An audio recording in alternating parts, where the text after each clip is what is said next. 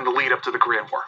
Okay, well, I think one of the things is that when you talk about the lead up to the Korean War, a lot of times what's emphasized in the United States is the American role. How did the United States get involved? For most Americans, the Korean War really begins on June 25th, 1950, when North Korea launches an invasion of South Korea.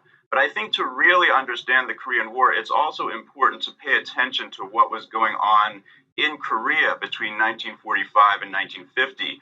Before 1945, Korea had been a Japanese colony, and Japanese colonialism had actually created very deep divisions in Korean society. There were groups and people that had benefited in some ways from Japanese colonialism, and there were groups and individuals that had suffered deeply because of it. And so these groups, the right and the left in Korea, don't like each other. So even if you take out the United States and even if you take out the Soviet Union and China, it's still likely that there would have been some sort of a civil conflict in Korea. But I think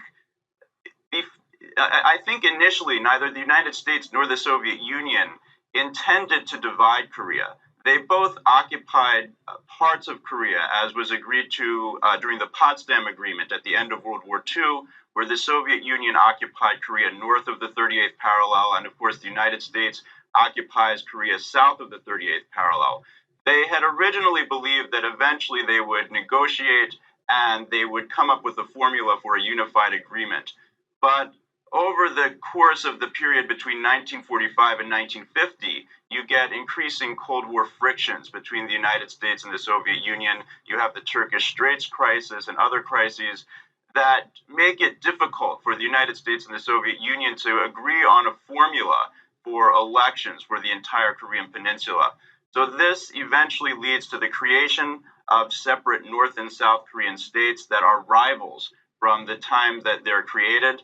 And throughout this period between 1948 and 1950, North Korea desperately wants to invade South Korea. They view the South Korean government as illegitimate. And Kim Il-sung holds a series of conversations with Stalin. And initially, Stalin is very hesitant. But then finally, by the spring of 1950, Stalin's strategic calculations had changed. He was more confident about the future of communism in Asia because the Chinese Communist Revolution had triumphed.